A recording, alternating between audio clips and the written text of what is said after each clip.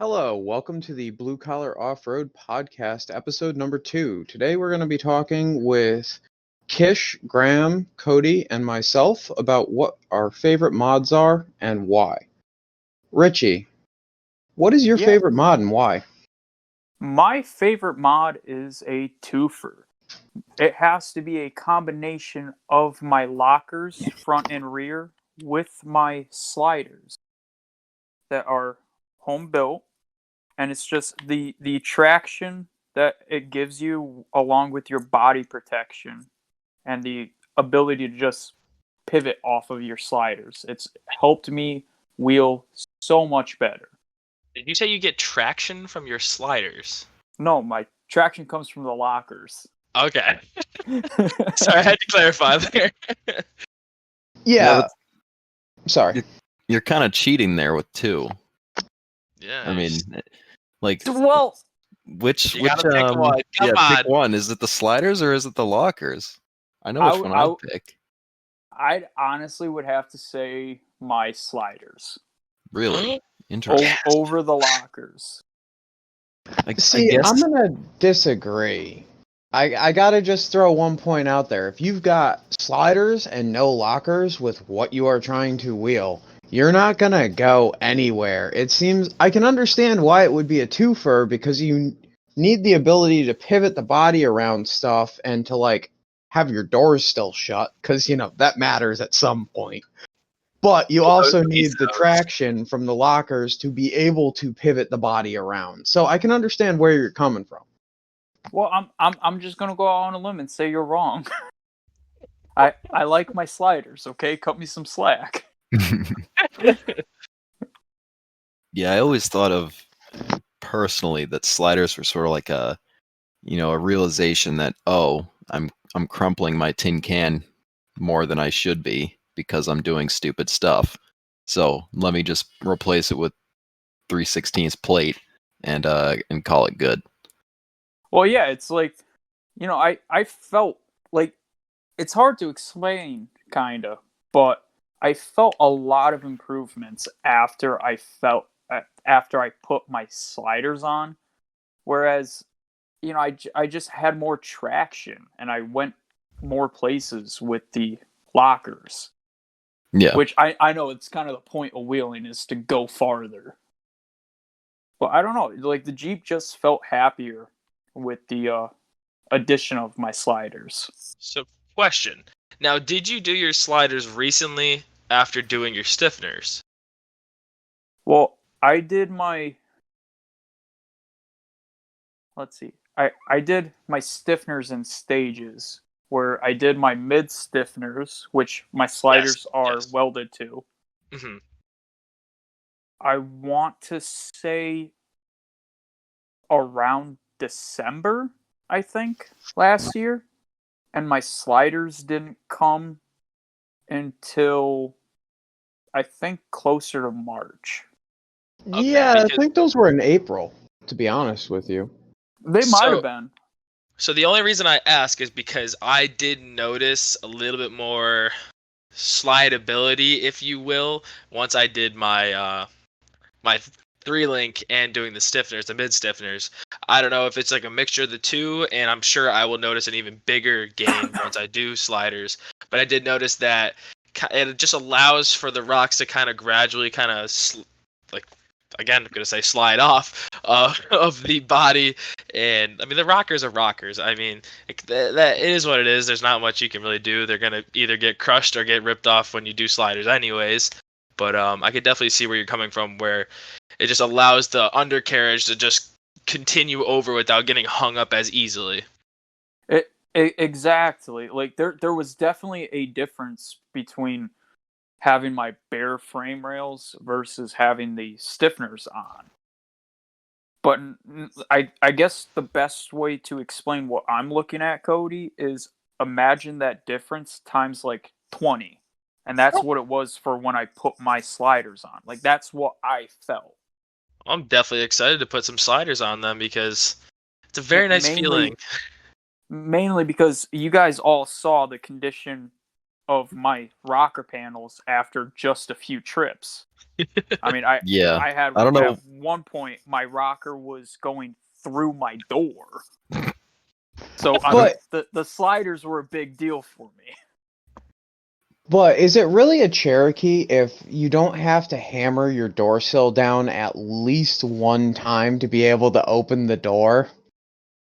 I mean, I was having to do that after every single trip. But Yeah. yes, I don't know it is. how you smashed your rockers up that bad. I mean, maybe it's just the lines you were taking. I'd always smash my rockers, but it was never bad enough. Like I waited a long time before I did mine. Well, I Graham, I think it has something to do, not to interrupt you, Luke, but I think it had something to do with the fact that I was trying to follow guys on 1-ton axles with like 37 and 40-inch tires. And what is that obstacle at your house? Luke has sent me up it multiple times now. Vendetta. Vendetta. Vendetta is That one I does can kill. hands down say that was when I remember Richie came out and like he was just like, yeah, my rockers are no longer there after doing that. So I get Yeah, yeah. That's what like gave me my first real big dent on my rocker. Fair enough. Yeah, that's an interesting point. I guess it depends on what trails you frequent the most often. I mean, mine were smashed up before I swapped them, but they weren't bad enough that I really thought I needed to. They were getting to the point where they were, raisined enough, and it was really the next stage in what I wanted to do, and that's why I did them. I didn't do them because I like, oh shit, my rockers are crushed in and I need to replace them. So I just think it's interesting to see that, your use case for them was much more urgent because you've just been crushing the body.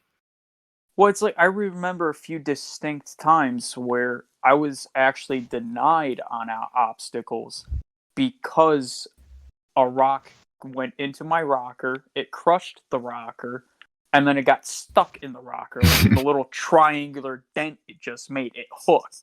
Yep. There was a few times that I got denied. Yeah, your door still got the scar from that. Yeah, exactly. One thing that I'd like to interject with is I think my favorite mod was kind of touched on a little bit by Cody, and that would be the 3-link and the cross member I did, because I've got a lot of link separation going on. Like I had to cut through the passenger side floorboard to get the separation, and so now there's a sheet metal box over my upper control arm mount. But the reason that I like it is I was in a similar boat to what you were doing. I was trying to follow Graham and Colin around. Plus, I just had a ZJ buggy, so this thing, I was trying to transition back to like a wheelable rig. But the reason that to me it was the most noticeable is it allows the front end to slide over, and then the performance when you go into a climb is a stellar difference.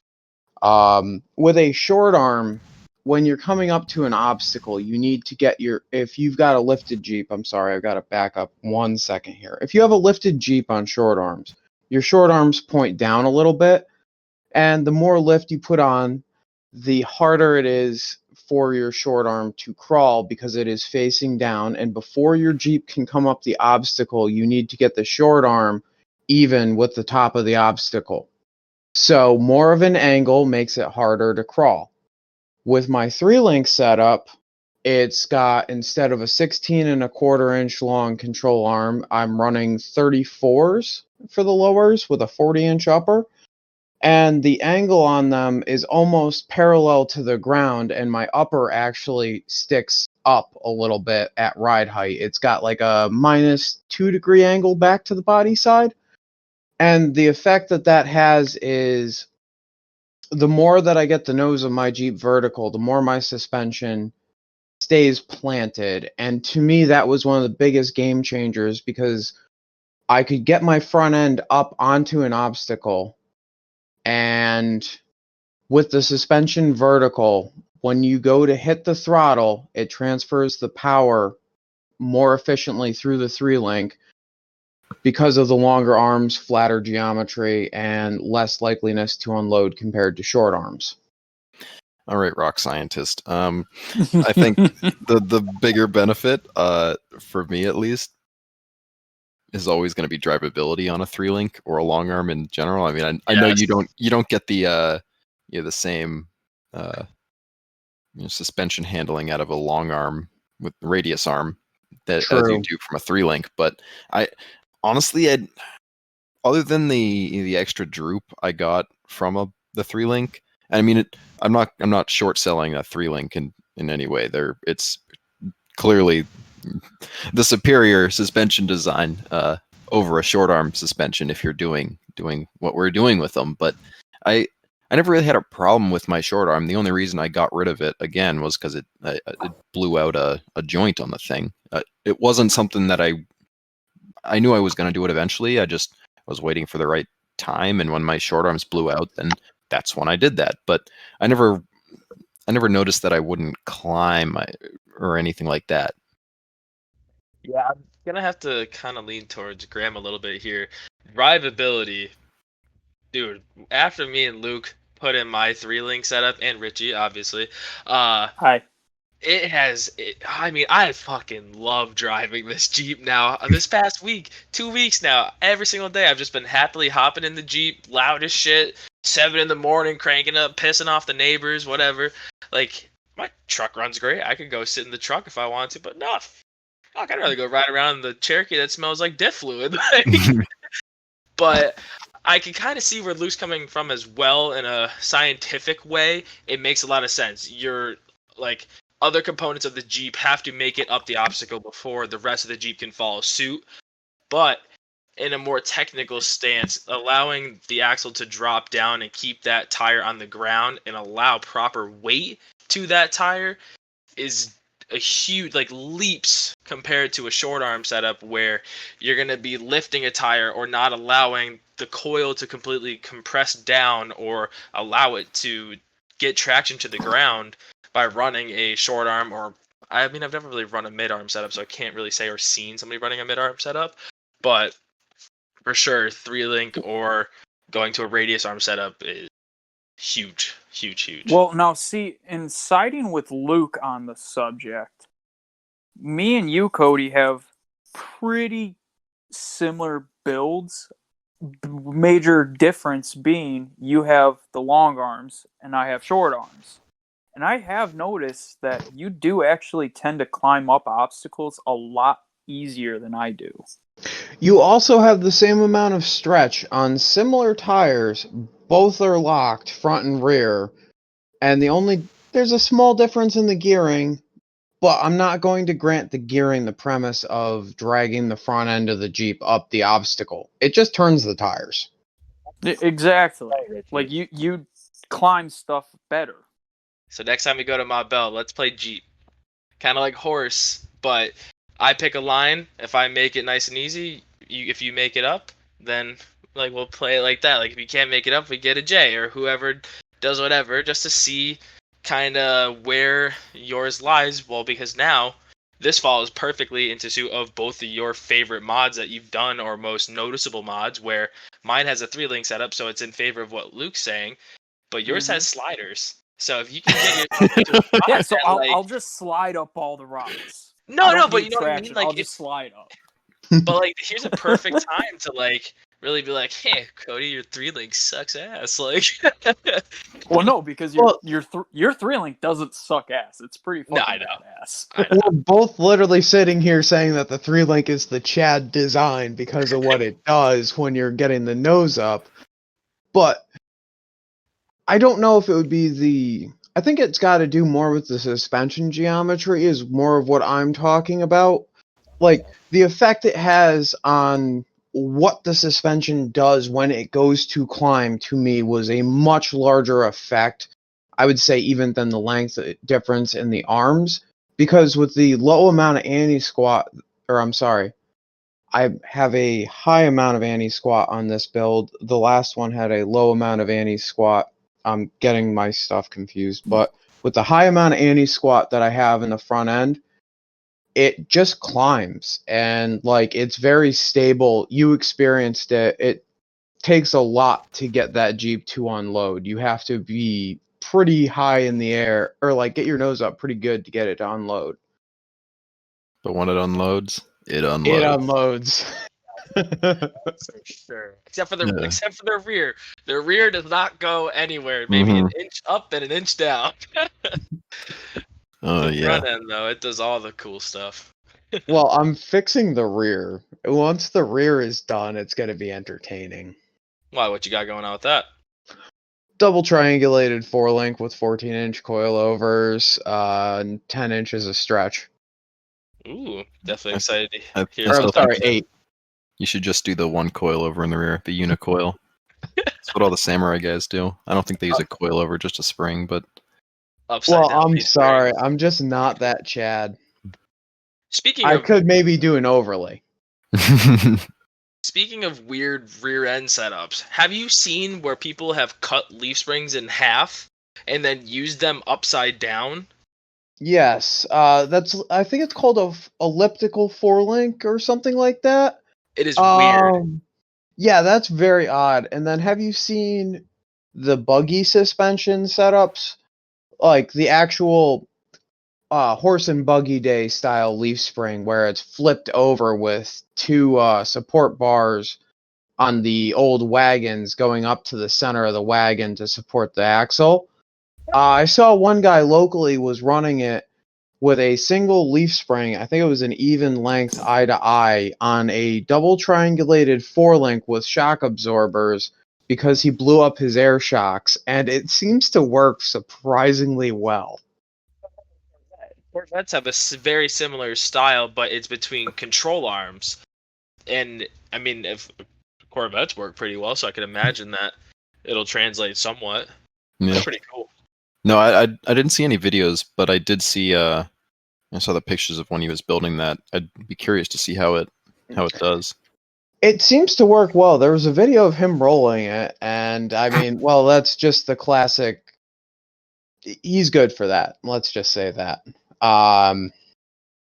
The overly momentum, if you will. Oh, actually, now that you mentioned it, I did see the roll. I saw that video. Okay. That was with the leaf springs? I didn't think it was. Yeah, he had the leaf spring in the rear. I'm Yeah. interested to see what he does next, but so It's the Turbo 350, right? he's Turbo 304 AMC motor. That's rad. I'm pretty sure the turbo got crushed though, so Yeah, but Uh. it's overly. We fully expect him to have some new and entertaining setup on there. It might be a supercharger on propane this time because So Graham, I'm gonna have you go before me on this because I'm actually interested to see what you decide because I have a few ideas on what you might decide on what your kind of favorite or most improved mod was. What are you thinking? I'm torn because there's a lot of stuff that I've done to my Jeep that's made a huge difference in, you know, how comfortable I am with it and being able to drive up stuff. If I had to go really basic, I'm just gonna say, front locker. It that hands down was the biggest thing that made the biggest noticeable improvement on me being able to get up obstacles. And this was before 3-link and anything like that. So it just opened up so many doors for me, and that sort of got me spinning down the rabbit hole of wanting to add more stuff to make it more capable and do more. So if I had to pick one thing, I think it has to be that. But I mean, there's so many other little bits. Like Richie was touching on sliders. I can go into we make fun of Colin for his rear body armor pieces, the Cherokee things with the hoops that go back right there. And we make fun of them for those because they're wicked expensive, and it doesn't seem like they're really that effective. But in reality, when I put the tube, in the same spot essentially as that, I can pivot around stuff, and I can drive around, and it's much more carefree when I'm bumping into trees and pivoting off of stuff than it was. I don't have to worry about my glass every second in the back there, Yes. right? I can slam it into the side and it's fine. It's got a bar at the top with the cage, bar, by the wheel well, where everything just sort of I can catch everything and my body stays fairly intact. So, I mean, Well, but I see, still don't like think. I agree though that the front locker is a huge thing. Mhm. And that'll be my basic answer. There's really nothing I could put above lockers as far as being able to get up stuff. You could have leaf sprung suspension with no travel at all and put lockers in it, and you'd probably still get up most of the stuff. Right? Sliders are superficial. I think you don't need them. If it's a beater that you got for $500 and you throw, you Them weld the front fighting diff and words, rear boy. diff. Them are fighting words. Yeah, well, you buy it for $500. You weld the front and rear diff, and you've got a solid machine that you can go have fun with. But I mean, all of us, I feel, are more committed to our vehicles and try to keep them around. At least I do. So the body armor is sort of a necessary step to take to get there, but it's not the most important thing. It didn't make the most noticeable difference for me. All I'm And going to say in addition to that is I might be buying another Ford F-250 or something for parts for another project. That might end up getting welded, and I might just slap the Cherokee's 40-inch Nittos under a stock Super Duty, That'd be fucking awesome. and we're going to Mobile with a welded diff Super Duty. That's a In waste what? of money. That's a waste of money. Oh yeah? So if I buy the Yes. truck for like $800 with 05 plus axles under it and a manual already in it, that's a waste of money. I can make my money back on the truck itself just by selling the transmission and the swap kit. I get a free set of 05 plus axles for what? 7 hours of work to get everything out of the truck? Yeah, but it's also kind of a, I don't know, waste of time almost, where you're currently in the process of doing a triangulated four link in your XJ, which is your main source of fun, if you get where I'm coming Oh, from. I Then do. where this Ford may just kind of like hinder that process, especially, I mean, yes, I know we're waiting on coilovers at the moment for that setup, so you can't even really, you're still waiting on a few other things, but it might just stunt it, where, I mean, I don't know, February comes around, you're bored and you pick up this Super Duty or whatnot, you weld the rear end and throw a locker in it and go have fun. Fuck it, that sounds like fun. But Doesn't Well, sound like that much fun. Are you gonna even fit? that will be good. We'll have some fun with it. how are you gonna get it Um, there? It doesn't fit on your trailer. I do know other people with other trailers, and my truck can tow it. True. So Now, so Graham, I was hang on. really gonna guess that. I was Yes, gonna Luke. drop what Okay. the next project was, but okay. Okay. Um, yeah, no, I want the axles to go under the buggy that will be built. Carry Oh, on. that's right. Okay, your Yep. other plans that we won't Yeah. go into, but are stirring. Yes. All right, Cody, hit me. I was gonna guess that you were gonna go with the cage, or the fact of comfort in your vehicle doing the next step. Like, your Jeep has been at this same stage for a while now. Your drivability has been slowly increasing, but I really noticed like a massive leap in your drivability once you did the cage. Yeah. Now, No, you're not wrong. I mean, if it's more open ended, yes, it depends on where you are in the process, right? I can't say that the cage, like if I had a cage and no lockers, though, that doesn't help me because I wouldn't be able to put myself in. I mean, maybe I would, but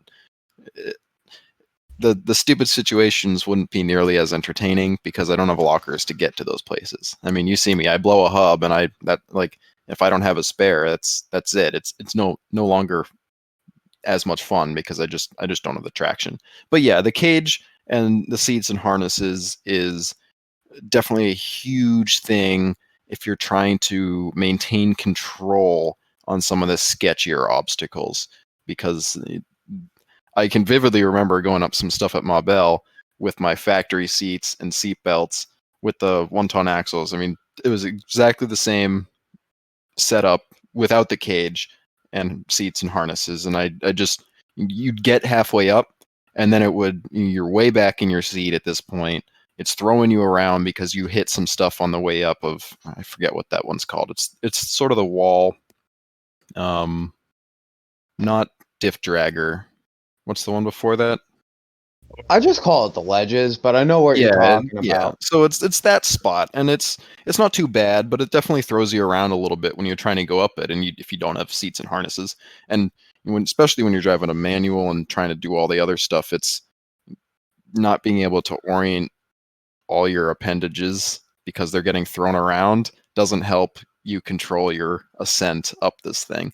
And Yeah, it definitely is, and it adds to the chaos of an already, depending on your experience, stressful hill climb. So having that extra, stability to hold you down and keep you in place, and the comfort of having a cage, so if you do screw up and you end up rolling it, it's not the end of the world. You can roll it back over, and with some work you can get it back exactly where it was without any noticeable difference. Yeah, it makes a huge difference, but I don't think that's better than lockers. Yeah, I see where yeah. you're coming from. I mean, I told you my answer is going to be boring because that's like still above everything else that made the biggest difference for me yeah. early on. This was before your time, Cody, when I was still. So that's why you don't see it. I don't know when you first put lockers in your Jeep. Let's go into your what's your favorite thing Well, you've done to your Jeep? I felt like saying lockers was cheating. It's the bread and butter of wheeling. You need all 4 tires spinning. I mean, I could say it's the 35s. Again, bread and butter. If you ain't got bigger tires, you're not going anywhere. I mean, so yes, doing the front locker for mine was a massive, massive improvement. Now, It did you do the allowed, front locker? Yeah, you did because you had a Dana 35, so you had to only do the front. Because a lot of correct. things I see people saying, oh, the Dana 30 isn't like you shouldn't put a locker in your Dana 30 if you've got an 8 1/4 or whatever because the rear axle's not going to break as easily and the front axle will break. And I think it's almost the exact opposite because the front one with a locker, although there is a potential for you to break the front axle because you now have a locker in it and it's it's a Dana 30, you don't have to hit things as hard and you can get away with getting up stuff without breaking because you're not hammering on it. There's room for argument there, but I agree with that. I started out with the locked Dana 30 and a welded 8 1/4, and I've just been I go slow and I climb just about everything, and I'm able to follow all the 1-ton rates. Mhm. So I could see where somebody was coming from when they like if you have seen it or if somebody has spoken directly to you about it where they decided to weld the rear end over locking the front. I could see that if they're not very mechanically inclined. If they don't have the availability or the knowledge or anything of that matter to redo a set of axle shafts on trail, then yeah, keep that front end open. Absolutely. I mean, it's gonna suck, but there's a less likely chance of breaking things directly involving two ring gear hubs or wheel bearings, or not wheel bearings, pardon me, axle shafts. But you are gonna most likely break drive shafts. You're gonna break control arms. You're gonna break other things, body damage. Suspension's gonna start getting affected. Shocks are gonna start exploding because, as you said, you gotta hit it a lot harder. You gotta come with a lot more gusto and a lot more aiming up trail instead of just driving up it. But I don't know, dude. My Dana 30 has held up pretty strong. I yeah, know no, that. they do well as if you put the right U joints in it and make sure the caps are staying in there, whether that be by tacking the caps or full circle clips. That's another discussion, but I think if you maintain it and you keep an eye on those U joints, in most cases you don't have a problem. I mean, unless you put yourself in a really dumb spot and there's no choice but for the shaft to twist or the ring gear to go. But I think So- if you maintain them, they're okay. So definitely go with like Moog Greasable for sure, right? That's the strongest. Totally.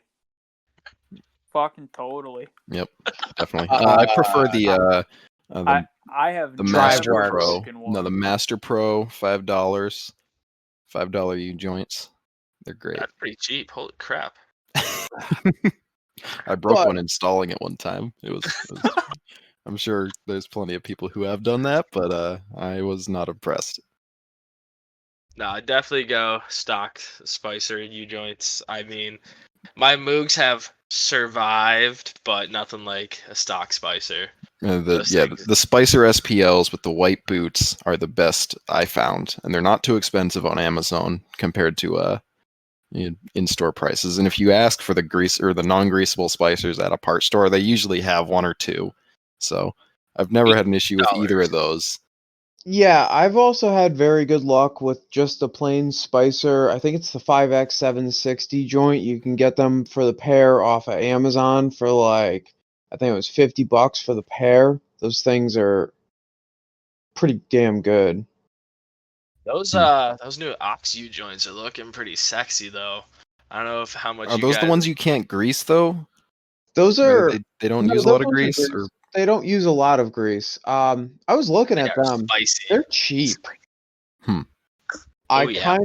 I mean, they're not stupid cheap, but they're $200 a piece.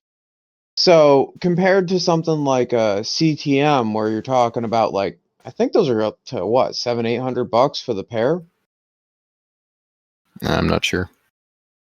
I might not be correct on that, but you know, it seems like a cheap option that if it's made by Ox, I'm willing to take a bet on it. You know what I mean? I don't have any bad product recollections with Ox. Yeah. Because even their lockers, like they build the failsafe into it. So I don't really know of many people with issues with their Ox lockers. Yeah, the only issues I ever have seen was when Colin knocked the failsafe out somehow from his diff. That was he broke it off in there, so it was unlocked, but the pin was still in. It was I don't remember exactly what the fix was, but it was. I mean, that's I not think an it's issue with Ox at all either. That was just something we I- had to I deal think with. it's safe to say to exclude Colin out of that column because it's Colin. He is the poster child of torture testing. Honestly, if there's any company out there that needs a product torture tested, just like throw it at Colin Bates. Yep. Yeah, That guy literally, he's a nut. Honestly, He's a quality character. Oh God, that was. There have been many entertaining rides with him. I was wheeling with him at Rausch, and we popped a tire while pulling a tire, and he just stayed in it with the rear tire coming completely off the rim and the front tire like 3 feet in the air to get up some dumb. I think it was what was it, Grandma Black? I think it's a black. What's the trail that it's next to called? Uh, It's not Crawler's Ridge. Crawler's That's what Ridge. it Yeah, was. it's the one to the right of Crawler's Ridge. Good time. Mm, The best part is he thought his front tire on the passenger front, he thought he blew. yeah, He and he didn't think it blew was the rear one, which passenger was in rear. the ditch, and he was just killing it. Ugh. He massacred that tire. Like we're talking tread block separating from the carcass. It was good. so in other words, a normal day of wheeling for him. Just about. that day up Creek Trail, at Harris, when he was just riding 3-wheel and the tire on like in the front that was on the ground had no tire on it. It was just the rim, and I'm just watching. I'm like, this guy's a fucking animal. I'm like, well, he just doesn't care. I'm like, dude, your tires popped. He's like, yeah, I know, dude. It just kept on going. I'm like, what? Like, that was a great day for sure. Yeah. Well, it's like when me, Graham, and Colin went off looking for the creek at the Badlands, Vermont. He ended up blowing a tire He was I like, felt so fuck bad. it. It's I felt so it's bad because he didn't already even want to be in blown. there. He was like, fuck it. It's already blown. I'll just use the rim for traction. I And forget how he popped that one. He ended up trying to back up a little bit, and he ended up rolling a little bit too far, fell off of one rock, and came down right on the bead of the tire on another rock. And it just pushed it right off the rim, but he was still on it, so it just like peeled the entire tire off the rim. Yeah, that one came back sideways, didn't it? Probably, with the way he fucking left. Good times. Good. I felt bad though. I will say, I was spotting him when that happened. yeah, things happen though. It's part of wheeling. One other mod that I would like to throw out a little bit of love for is the seats. Good seats make such a difference when they're coupled with a harness and a roll cage. False You just, confidence. yeah, That's how I it's just like super confident. You're like, oh, hey, my front end's going. That's a lot of sky. Okay, well, let's hit it. And you know you're not gonna like fall out of the thing. It's gonna hold you in place. And if you do fuck up, you got a cage. It should do something. You know what I mean? It's not gonna cave in on you. You can just roll it back over and deal with the bent sheet metal because whatever. It's a Cherokee. They do that. Yeah, I honestly love my seats. I sort of said it earlier. I'll say it again.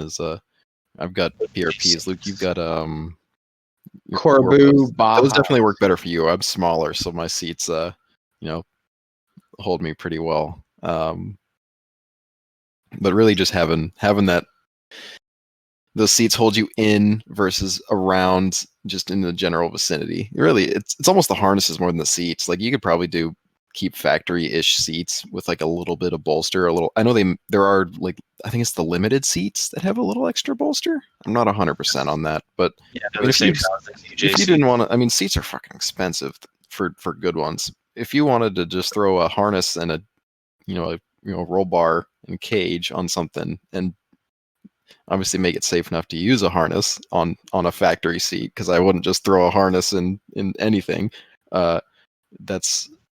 That would definitely help a ton as far as keeping it planted. I like my next Collins move. seats the best. Same. I'm right there with Richie.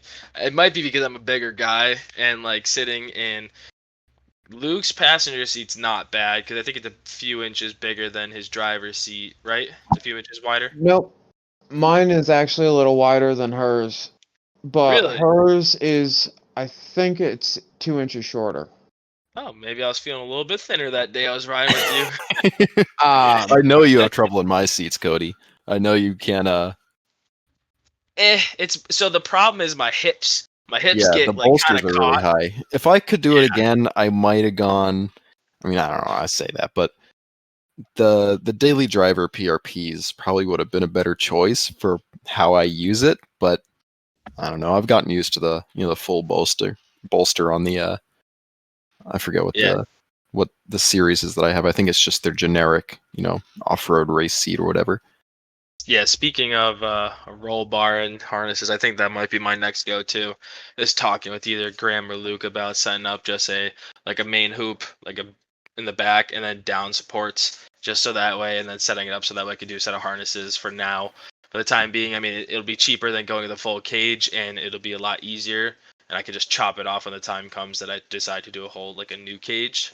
Mm-hmm. Just so that way, I've been doing a little bit more stupid trails, and before I get dangerous with it, I think it might be smarter for me to, at least if I roll over, I will survive. Is kind of where I'm at, where I don't really feel like dying right now. So. Yeah, especially after your close call. But that, I think, was just, I don't want to say it was stupidity, but that could have been approached better. I could have drove out of it. You guys didn't let me. I could don't have know. hard driver, I don't hard know. floor it, and it would have just drove right Dude, out. my hangry ass I think that was at the beginning of me doing sober or going Yes. sober for a full month. So like I quit drinking entirely and quit smoking, which for me was kind of a big deal. And this kid goes and puts his Jeep with the rear tire hanging like a solid 4 or 5 feet in the air, high enough that I had to reach up to grab the center of the fucking rim.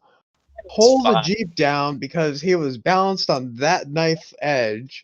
And then, while I'm holding that down, he had to grab a strap out of it to loop it through the window pillars to have me transfer to that with the other kid that was there and hold him down so we could get a winch line on him because, stuff and things.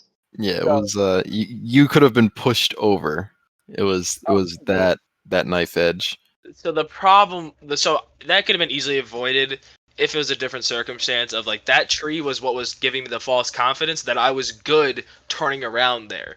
So as I was turning driver's side, I was fine. Like I was crawling up with the passenger tire, felt good, but that's because my drip rail was dragging across the little tree that was right there. So right as I got past it, it was Yeah, just let you like a go. little springy toy, and I was just like, doink! And then next thing everybody's like, whoa, I'm just in the, okay, here we go. Yep. Sure. Blame my tree. Blame Your my tree helped me until it didn't help me anymore. Yeah, and then it got you stuck because you couldn't back up. Graham, have I had any good almost rolls this year? That's a good question. I don't think so. You've been pretty planted for the most part. I mean, I had that one at Kish's that Yes. felt pretty sketchy to me when I drove up the tree that you're supposed to aim for. I aimed for it just a little too well with my driver tire. Oh, that was when you had a passenger in it then, didn't you? And it Yeah, I drove up had at my like girlfriend yeah, in it was like a there. solid 2 feet up the tree. And then I'm like, yeah, you just did that. You're like, oh, felt fine. No big deal. And just kept on going. Um, Yeah, it unloaded and I played it off because I did not want her to freak out. It's kind of like one of those things where slap it in reverse and pop the clutch and you're good. yeah. But yeah, my No, I mean favorite your roller your Jeep is so heavy with those axles that with the Super Duty axles in the 40s, and it's heavy enough that even when it looks sketchy, it's more planted than you think. I'm trying to think of times that I've felt like I was gonna roll, and I don't really know. I mean, there were a couple times where I think there was potential, but I never felt like I was that unstable with my setup. Even I mean, at Rausch, you were getting pretty. saucy. Yeah, I'm I gonna mean, go with that. there were a couple spots, but again, it felt planted the entire time, and if it was gonna roll, it would have rolled. I don't know.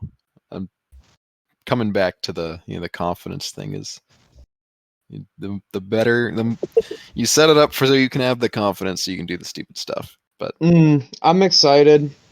It's gonna be fun with the 4-link, and I need to get it out of my shop, so it's gonna be free for this summer. But I feel like with the 4-link and the extra low range, I'll be able to be a bit more methodical and not have to,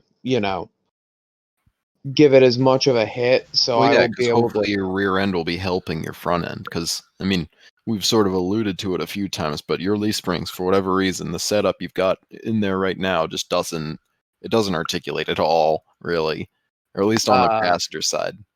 Currently, there is nothing in there at all.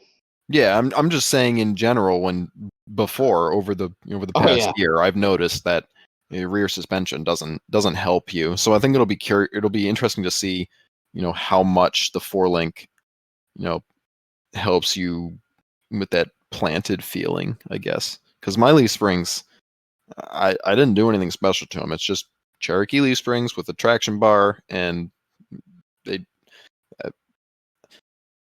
I can't even take the tire off by jacking the body up with a high lift jack, or I can, just barely though.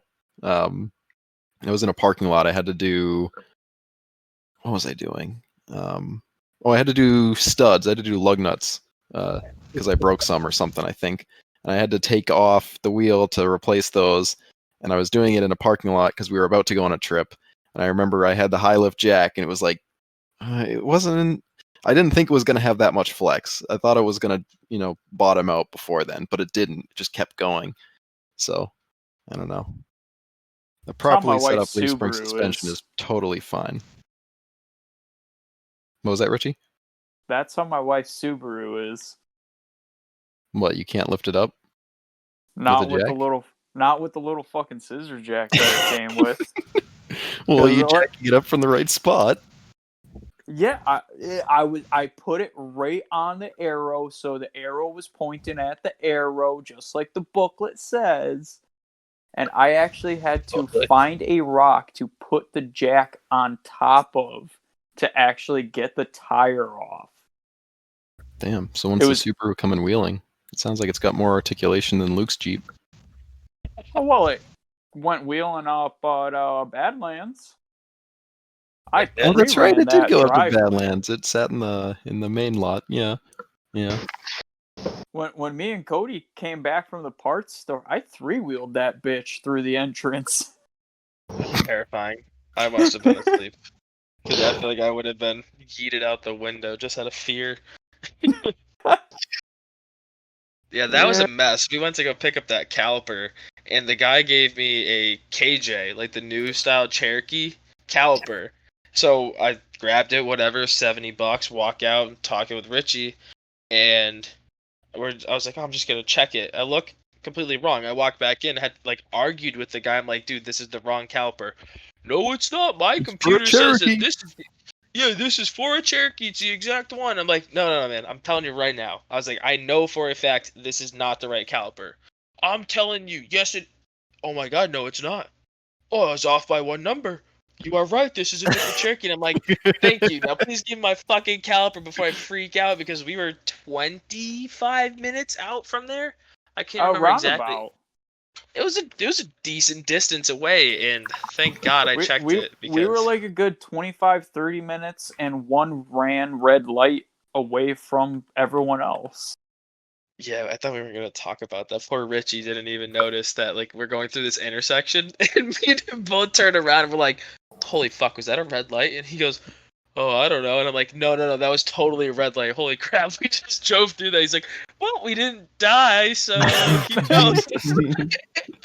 It is No, terrifying. so like I've never seen this before, but that entire town, it's like every single traffic light was off to the side behind a bush.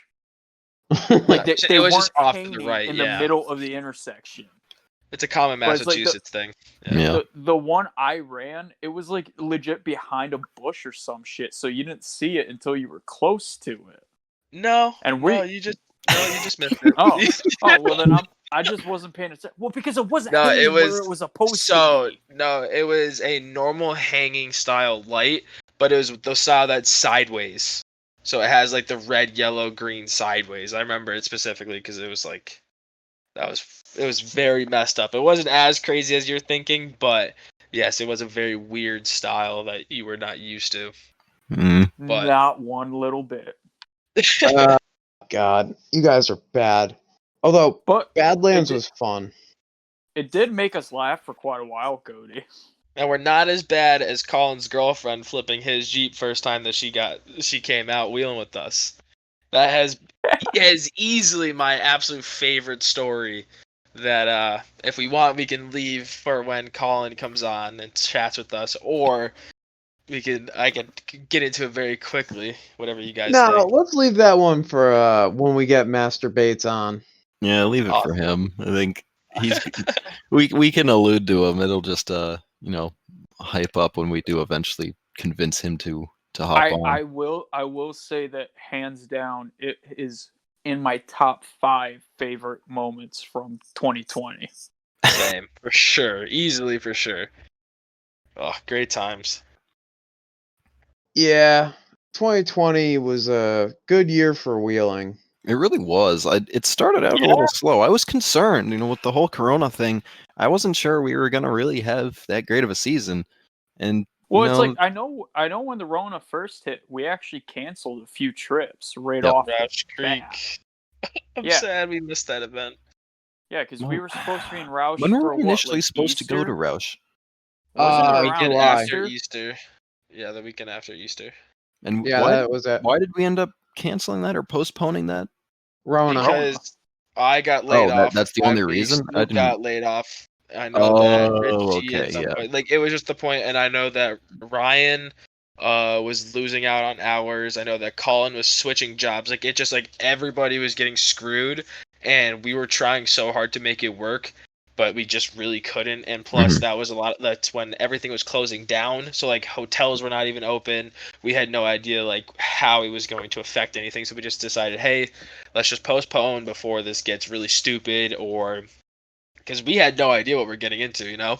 So Yeah, that was still like early days of all that. I think the trip was planned for like a month after or whatever when it first hit. And I mean, we really didn't start getting back into doing stuff till, Yeah, it took us 2 6 months. months to come back from that. yep. We were in Luke's shop for literally every single weekend for 6 months straight, working on my shitbox. Yep. Yep. It was a lot longer of a process than we were hoping, but Well, we got it what all done. did you guys do when you guys were in the 6 months is a long time to do a 3 link. I know you did other stuff So as well. the major problem was for almost I think it was 2 months, right, Luke? Nah, That it was the Jeep was there for 5 months now that I think about it, and for about 3 months out of there, he couldn't come down. yeah, So my like mother at was about two and a strongly. half, he started coming down again.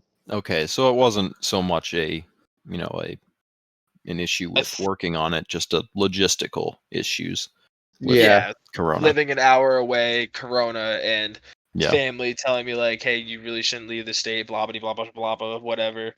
But a little bit easier dealing with the people around you when you're kind of following what they suggest. Yep. But yeah, so we did the Dana 44 that I graciously got from you. We did all of the brackets except for the not leaf spring purchase, the spring purchase. We did the truss, we did gears, we did the locker, we did a control arms, we did stiffeners, we Yeah, did an so it's not like you exhaust. did. It's not like it was nothing or just a 3 link done over the course of these 2 months worth of work. It sounds like you did a pretty solid. I mean, I know you've done a solid amount of work to it since I last saw it. I mean, it was like nothing done to it initially. It was just on 35s and a lift, and now it's 36s, mister. All right, that itch okay. I matters. rock. That, those things sucked so bad. Speaking of tires, I was actually going to ask this. What is your favorite tire? Brand, size, whatever you want, but I'm more thinking of brand. What's your favorite tire? Me? Anybody. Okay, well, Anybody. I got an interesting one. I love my Trep radials. I don't know if it's the best tire. I've run them, probably a Mhm. year, 2 years, 2 years now. and 2 years now, yeah. and other than the one fluke that I popped brand new, which I'm gonna chalk up to the wheels being sharp and eating it and just hitting it just right.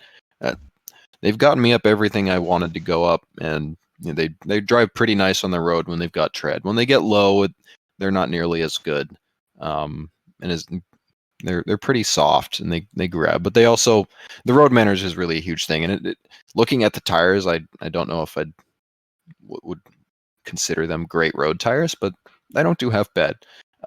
But as a spare tire, the emergency, you popped a tire and you've got to get another tire. I'll take a spanked IROC any day of the week because that 36 IROC that I've got has saved me more times, It this sucked. year than I think any other tire would have. And it's that passenger front that I always hit really hard, and it's never happy, and that's the one that always debeads or pops or whatever. That's always the one I have problems with. And whenever I swap the IROC on, I can wheel the rest of the day with almost no difference in capability. I never notice it's there while we're wheeling, and then I get it never has an issue. It's tough as a rock, so it's not going to pop. And I've driven with people and hit stuff really hard on that passenger side because I can't see rocks, and it'll be aired down, and it'll take the hit, and it won't pop, and it'll keep going. So as a spare tire, it's pretty good. It's not too great when you have to drive home on it, but it does the job. And Luke, I got that tire from you, and I think you said it's from 2009. Yes. Yeah, it owes Yes. nobody anything, but it just keeps on going. So And it's had a very storied past. yeah, it's a great little tire. I will not trade it as long It as I came have from the same. 37s. It came from the same dude that I bought the Dana 20 and NP231 off of. Oh, no shit. Yeah. Yep. That tire is something else. But I'm not really Yeah. a person to ask for tire suggestions. Luke has way more experience with way more tires than I do. I've really only ever wheeled. I've wheeled the Trep radials, which I got as a hand-me-down from Luke, and I've loved since, and I've never had an issue with them, and I'm gonna keep running them. The only thing I might consider swapping for would be, maybe MTRs as like a joke, because I know, Cody, you and Colin, both of you are obsessed with those tires, even though you don't even have a set. You just want them. I'd be curious to see how they do. What? I've wheeled on a set. I wheeled on a very, very spanked set, and they gripped up on so many more things than I thought. The sidewalls are a little bit stronger than my current setup tires that I have, and the road manners. The road manners are huge. Those things do amazing. So Yeah, if I could get my hands on a set of those, I'd probably run them, but just ask Colin. they're too hard to get. That guy No, flips he needs them. MTRs like they. He needs them. Well, I he's can't already have got. any of his. He's already got 5 more on the way. I mean, how many more does this guy need? He already has like 7. Yeah, No, those he's are probably down the to only thing 4. I'd. He's down to 4. Yeah, he that's popped a how ton many of he's them killed year. this season. Oh my god. 2020's been a bad year for his MTRs. Well, he's been needing a new set for about 2 years, so it's about time he got another set. Yeah.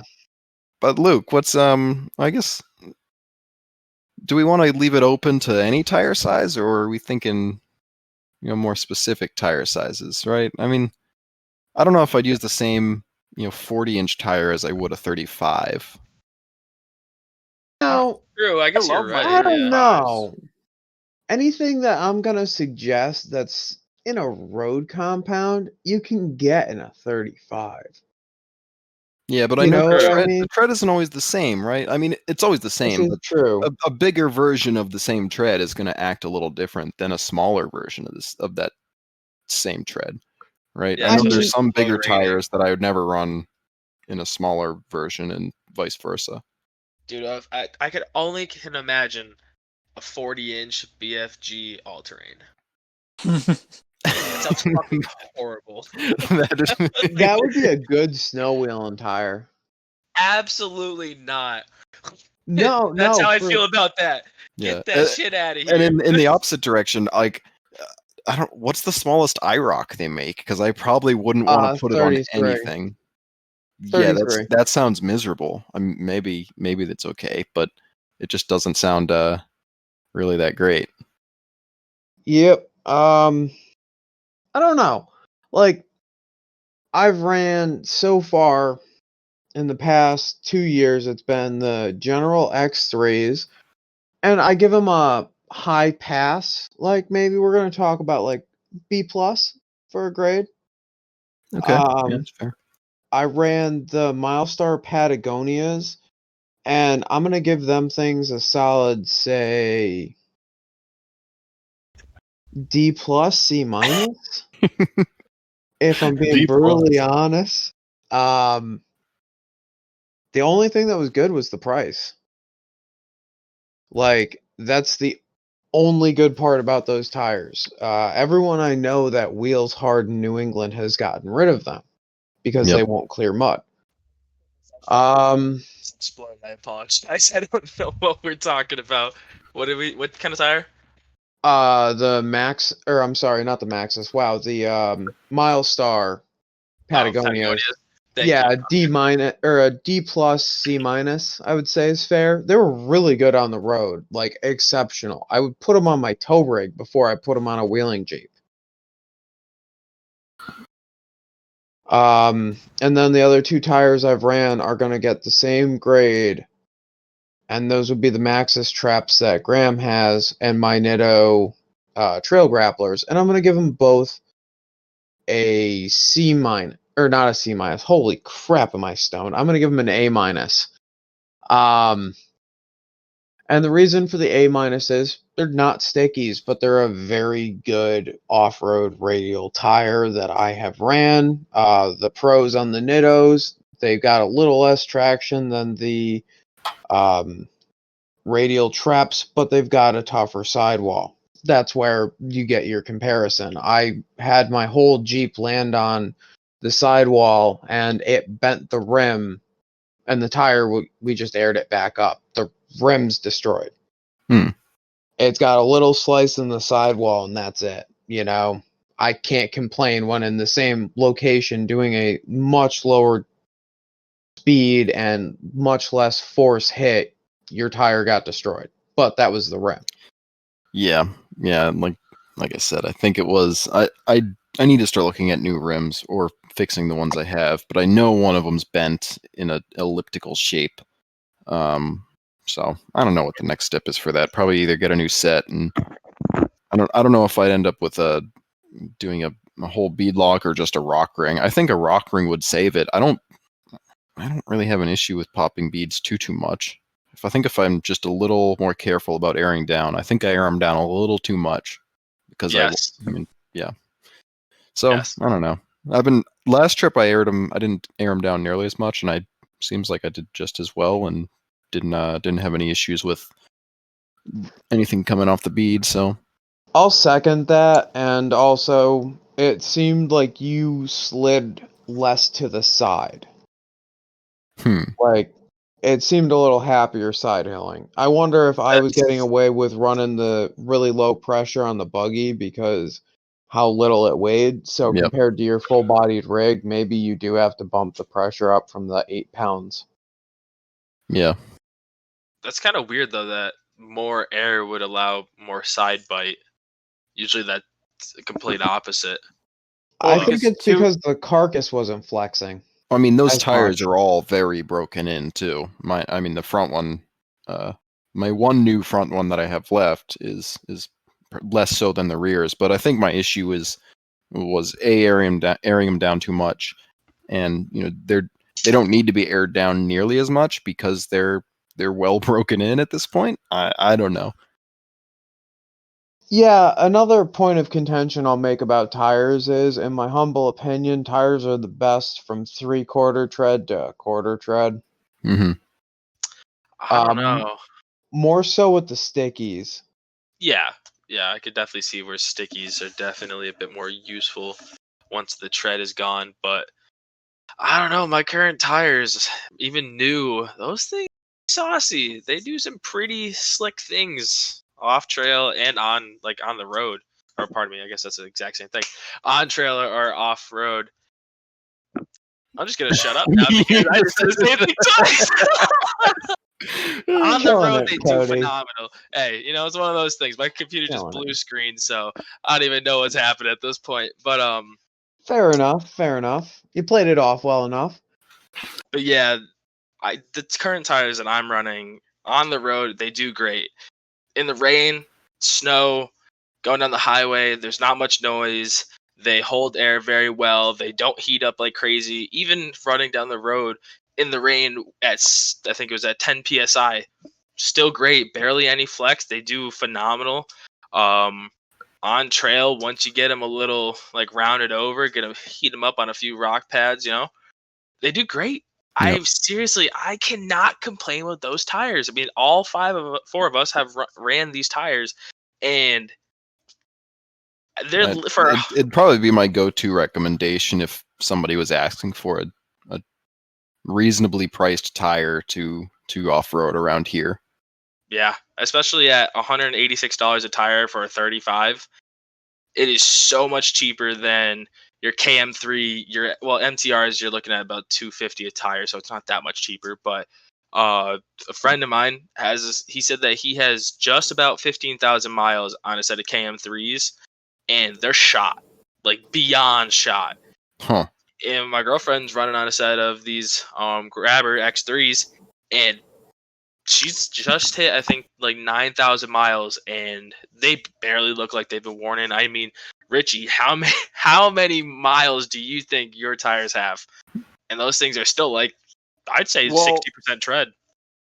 between Graham, Luke, and myself, because I have the hand-me-down tires of the group, hmm I would probably estimate 30-ish, 40-ish. Like, Graham, I don't know how long you actually had those tires. Yeah, I'd have to. I had them for at least I want to say I had them a year, but that might be wrong. You I'm had them not a sure. full year. Okay. Because you had them when I first started wheeling with you, and you'd gotten them a little before. Because that was Okay. before Go Topless Day. Yeah, that makes sense. So yeah, I had them a year, and this is back when it was my only vehicle, and that is what I drove. So they probably have a good 15, 20,000 just from me, I'd say. Well, then if that's the case, I would probably say a little over 40 then. Wow, 'Cause that's awesome. I'd have to estimate I've done at least 20 myself. That's awesome. And I know Luke was running it on the road for at least a little while. I don't know exactly how many miles he put on it, Luke. Honestly, it wasn't that much. It was like less than 5,000 if I had to venture, I guess. Yeah, I'd say So- you'd be safe saying that those things probably have 30 to 40,000 miles on them. As Yeah, they I'd said. say yeah. so. And they're how old now? 2 years, 3 years old? Yeah, they're good tires. They lasted pretty damn well. Probably about 2 years, it sounds like. A little closer to 3, maybe. Yeah, maybe probably like 2.5, maybe. That's not impressive. Not to mention the fact that they have had like 20 fucking screws in the tires this summer. Ah, that's not Like, on the tires, though. No, it's on the shitty places. That's a that we driver live in. error. Why are you driving over nails and screws? Yeah, that's excessive, dude. I don't know. I keep wanting to see if I could get free studded tires, I guess, for the winter. Yeah. That they were starting to get low on tread, so I looked into studding. What are the? You have to send us a picture. I'm curious to see how the tread is. I mean, looking at them, the past few times I've seen your Jeep, I wouldn't even notice that they're spanked. Like I can look at Colin's MTRs on his thing right now from like 10 feet away and be like, those are spanked. Like the rear is definitely lower tread than the front. Mm-hmm. Yeah, the fronts are probably like 40. The rears are probably like 20. I could see that. Okay. Yeah. No, overall, those tires are really, really good. Hands down, I fully intend upon getting another set of them. Now, I've been beyond pleased with the performance, both on and off road. what's your guys' take on stickies? I've never run them, so I don't have an opinion, really. But I mean, and they seem like on buggies with and without stickies, it's ridiculous the difference. I mean, the Miguel's buggy, I've seen that thing on stickies, and I've seen what it can do on stickies. Watching it not be on stickies was kind of upsetting, to say the least. Yeah, I still had fun with it, though. No, don't get me wrong. It was, and there were other factors at play as well. You know, they're still learning the rig, still trying to figure out, Yeah, they couldn't get it into characteristics of the double thing. low either. Yeah, so I mean, they still got some work to do, just as far as figuring out, how to drive it. I guess really overall is just getting comfortable with it. But I think the tires definitely would have having reds on it would have just been dumb, like it Yeah. used to be.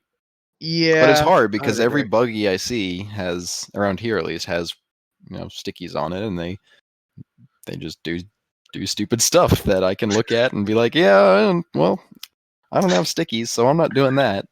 So One day. yeah, exactly. Well, seeing as to this is going to be the last of the good tax returns, possibly, maybe, hopefully, it would be nice to get a set of stickies out of it, if you know what I mean. Because I can let them sit in the shop on 8 on 170 rims for the next project and possibly, share them. Yeah, see, I can't run a sticky because I Road would lose use. them on the drive over. Yeah, with just one trip down to the Well, house. you have a God. truck. You have a truck. Yeah, I still don't know if I'd tow it more than I'd drive it, though. I mean, Yeah, Why? but getting another set of rims to throw stickies on, especially when we're talking about Super Duty rims, you're talking about like 150, $200 for a second set of rims. yeah. Cody, you ask why? It's because it's what I've always done with the thing, and it just feels. I feel like it would just be wrong. I don't know. I inevitably will tow it. I just need to figure out a trailer situation, and then I'm sure for longer stuff it'll 100% get towed. But Well, it's one just thing I'm gonna say, it's part of the experience for me has always been the drive there and the drive back. There's just this, I don't know. It's almost like you just mentally puts you in the right place, and then driving back it's the cool down almost from the day. It's See, that very. sounds way too responsible for my kind of liking. I feel like we need to see irresponsible Graham. Like this needs to happen. Well, see, that's the thing is I like it. I don't really like driving it. Also gives me a reason to not absolutely destroy it, and I like that. I get it. I definitely get it. That's lame. I also feel that as well. No, but I totally understand what you're saying, though, Graham. So I've actually, on a few select trips, I've enjoyed my drive there and back better than the actual day of wheeling. Just where, Huh. like, nothing was going right for me that day, and just it was like, why am I even doing this? I suck at it all. And then it's just Jeez. I have a really nice drive back, and it's like, okay, I don't suck miserably at life. It's just Mhm. I was having a bad day. And oh my god, that sunset is gorgeous, and I'm getting plastered in the face with water because my doors are off and it's raining because I'm an idiot. You don't get that cold, chilly feeling in a tow rig. True. Nope. Yeah, but however, when you explode your radiator and you yeet the Jeep onto the trailer and we hop in, throw on a heavy metal playlist, set the cruise control at 75 and go, life is good. Yeah. It is definitely convenient when you do have a tow rig and you brake. And considering how bad my breakage was at Rausch, I'm so glad I didn't fucking drive it home. That Yeah, would have because been I don't bad. know I how I managed it. I give you a shit ton of I don't credit. know. I actually like thinking back on it. The way I beat that stupid thing and had nothing catastrophic fall apart and managed to get it home. I don't know. I did everything you guys did. I followed the buggies on 40s and 42s, and it and you drove even home. went swimming. Yeah, I did even go swimming. Yeah. So, The Jeep got hot, so you gave it a bath. Mm. so the backstory on this is Mr. Hackbar, who we will be having on at some point in time, broke his exhaust, and Master Bates decided that he wanted to go and blow an MTR because, just red Jeep things. So the two of them ended up going back, and that left us with Jamie A bad and influence. Jamie. Yep. Austin. It was Jamie and yeah. we got a wheel with them, and we got a wheel with Hack Bar again. That was a good time. Yeah, they were a ton of fun. They have this CJ buggy on 43 SX stickies with 14-inch ORIs and a linked rear axle. And Grembo and myself are just casually following him around, and he goes, "Hey, you guys want to go and hit anywhere?" "Yeah, let's go shoot the moon." So, we go to start heading to shoot the moon, and we hit all the black trails on the way to shoot the moon. We didn't hop off. We just rode right through. It was a good time. And then we get to this mud pit, and we watch the CJ go through this mud pit, and it's not that awful. It's pretty Yeah, it didn't high. look bad. It was high, but the TJ made it through. CJ. CJ? Was it a Yeah. CJ or a TJ? It's technically a YJ with a CJ front grille. Okay. But it's a CJ, whatever. Fuck Okay. it. Yeah. But yeah, so we watched him drive through, and then I watched Grembo start going. And Graham, would you like to explain what happened from here? Yeah, so as it turns out, 42s on a CJ buggy make it look like it sits way higher than a XJ on 37s. So it was probably about 6-inch difference in where the water line was on his Jeep versus my Jeep. And it was enough of a difference to put my hood underwater to the point where I don't do water crossings. I don't do stuff like that. It's a rock crawler. It's not a mud bogger. So I turned it off because I did not want to blow my motor up in Pennsylvania having to drive it home. So that sounds really lame. Yeah, I mean, it was flooded up to the bottom of the radio line in the front, and the radio. Yes, the radio. Oh my god! To the bottom of the radio on the inside. I've got pictures. I have pictures of where the water level was. It was like, if you're sitting in the seat, it was probably at your, little below nipple height, I'd say. And then when I got out, I sunk all the way down. Almost up to not up to my neck. It was like right below my arms, I'd say. It was deep. Damn. Yeah, I mean, we just winched me out. You're gonna have to share these pictures with us, Graham, because I have not seen. You've never seen them? Oh, I've definitely posted them before. There's some videos too. It was a good time, minus the fact that I was, basically just destroyed everything electrical in the thing. I've not seen any interior shots of that entire ordeal for it was actually such a pain in the ass because we had food and stuff we were planning on eating that was like half open that just all had to go because it was just pond water food now. It wasn't there was a Pop-Tart, there was some other stuff. So it was flavored. You didn't have to. Oh yeah, cold mud is the best flavoring ever. So I can attest to that. So I'm sitting there behind Graham in my Jeep on 40s, and I watch him get stuck, and I'm like, crap. Well, yeah, you were asking me, you were like, do you want to get pulled out backwards?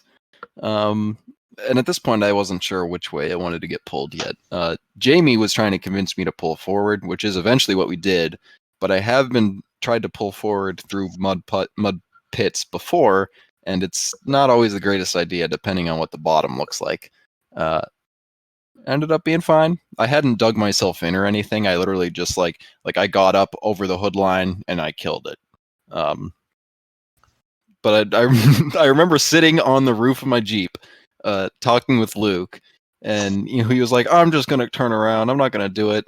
And I don't know who convinced you, whether it was me or Jamie or Griff, but you did go around the outer on the right side. I think Jamie somehow convinced you, even though there's no way he knew how deep that right side was either. Yeah, he yelled at me. He goes, I know that if you skirt around, it's got a hard bottom, and it should come up to just below your door line. And I'm like, I got tons. I got 40s. this motor is not happy as it is.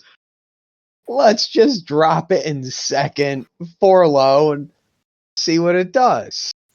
So, I'm going. And it's starting to get deep. It eventually ended up coming to the point where it was above my waistline in the Jeep, like filling the bucket seats. And the Jeep dies. And I'm like, oh Yeah, that was my scary. I remember God. that. That wasn't that was probably just your distributor acting up though. So I'm like, Jesus fucking Christ, I just killed this thing in the center of a mud pit. It's already got 5 psi of oil pressure. Fuck. Yeah, Hit the then starter. and I'm still stuck to the left of you too, right? So we're both just sitting there dead in the water. Fortunately, you could start it back up. Hit the starter, and it like half caught, so I just held it in and put my foot to the floor, released the starter button, and it caught. Bounced it off of rev limiter for like a solid. How long was that video? I mean, it was a solid at least I don't want to say 30 seconds, but it was probably you for a minute, 2 minutes of you just like barely moving anywhere and the thing sadly bumping rev limiter as you slowly make your way to the edge. In third gear, 4 low, with 40s digging to the bottom of the earth. I finally go to crawl out of it, and the ass end starts to catch and pull itself onto land. So I'm going up the embankment sideways. And then I got to the main trail. And before I could even let out of it, I went up that fucking incline on the rev limiter, popping my foot off of it and like landing on the top. And I look down, and by this point in time, they've got a strap on Graham's rig to Jamie's rig, and they're ripping him forward, and that was good. And Yeah, then we went and fortunately, shot the moon.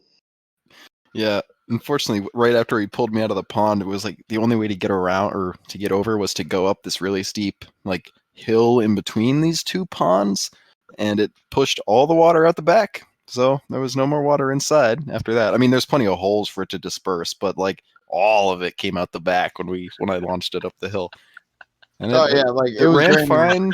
It ran fine in quotations. There were a couple. It wasn't idling right, but other things that all things considered, it turned on and it drove, and keep it at 1,000 RPM, and the thing didn't give a shit. So overall, didn't affect it.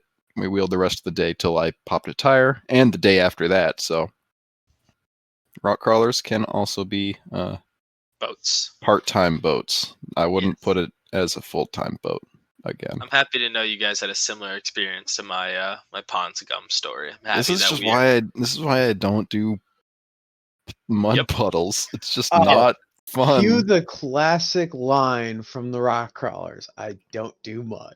And I Yeah. don't even disagree with it, but every rock crawler that you will talk to that has gone through the mud phase doesn't like doing mud anymore. It's not. I had a mud phase. It was when I was on 33s and didn't know anything about rock crawling, and I still was dumb enough to follow Jamie through that stupid puddle. Oh well, won't happen again. live and learn. As long as it stays out of the inside of the body, that's fine. When it comes pouring through the doors, it's not it's a different story. When I'm up to my waist in water trying to drive, like not in the rock crawler. I need a dedicated ship box for that. Gotta love Yeah. it. Unfortunately, Yeah. I had done a bunch of waterproofing to some extent.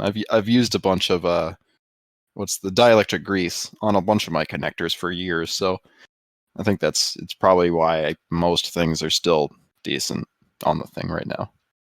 I don't even want to know what mine's going to be like. I'm going to probably have the same experience. Yeah, did yours have any issues as far as electrical, or is it? Or I guess you really Not haven't really. driven it, so you don't know. Yeah, no, I've got no clue. Huh. Good. Well, Well, no clue's Cody, better than knowing. Sorry, go ahead. Cody, on that note, what's like your most memorable oops moment? So other than the pond scum story that we talked about in the first episode, um, my most memorable oops story would probably have to be um. I'd have to. It wasn't even with me wheeling. It's probably my most like noticeable oops story was when it was at Ma Bell and Brandon decided to just like haul ass at one of the obstacles, and it was like the double kind of weird step up next to where Graham likes to blow his hub up on one of the ledges, and I everything seemed fine. He was like kind of as we normally do, set your tires up at the bottom and then just kind of drive up through it. But I was trying to see if he could like downside the second ledge so it's like completely clear with his tires from the first ledge to the second ledge, and he ended up bending his upper control arms, and that was probably the most like memorable, just like, ooh, that really sucks. Like it just happened like in the worst spot, the worst time. He was already having an annoying day, and I can definitely remember like that just really stuck out in my head, that stock control arms really, really suck. Yeah. So On the other hand, I will say Kish did wheel stock control arms for like half of a season. Ever. discipline. Discipline definitely. I'd say closer to most of the season. Yeah. Or at least, let me rephrase that. My first ever season of wheeling was on stock arms because I only recently got to upgraded arms. Like, I think just a few months ago. Yeah, when we picked up that 44 for Kate, I forget exactly what time of the year that was, but somewhere around that time. I don't know, but Yeah, that's gonna be. I put him in not that long ago. Actually, I think Yeah. you're right. I think it was like June-ish, like around June, or a little bit earlier than June. But that's besides the They're point. in. Yeah, So I think we kind of covered the topic of mods and everything else. You guys you want to cut it here? yeah, that works for Yeah, me. sure. Alrighty.